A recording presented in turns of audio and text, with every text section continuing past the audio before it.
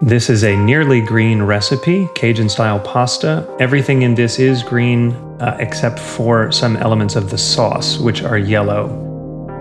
Despite what the image is going to show, you do want 2 cups of milk for this. And I know 2 tablespoons of flour and 2 tablespoons of oil looks like a lot, but this is making about 4 pounds of food. It's about 8 portions.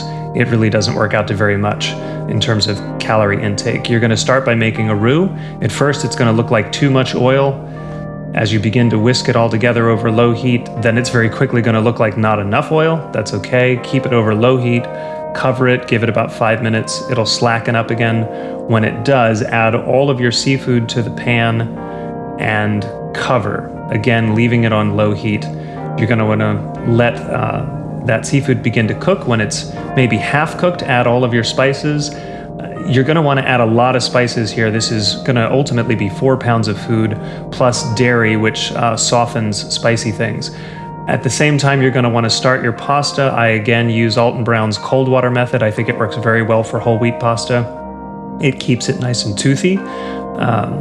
After about 5 minutes, your seafood should look like this. A lot of water should have wept out. That's going to combine with your roux. At this point, I start to break up the fish and the scallops because over a long pasta, it's hard to eat if everything is in big pieces. When the pasta is nearly done, add your milk and then begin to stir vigorously so that that thickens with your roux. And then don't strain and drain your pasta. Lift it directly into your saucepan. If some water comes along, that's fine. It's got a lot of starch in it. It'll also thicken up.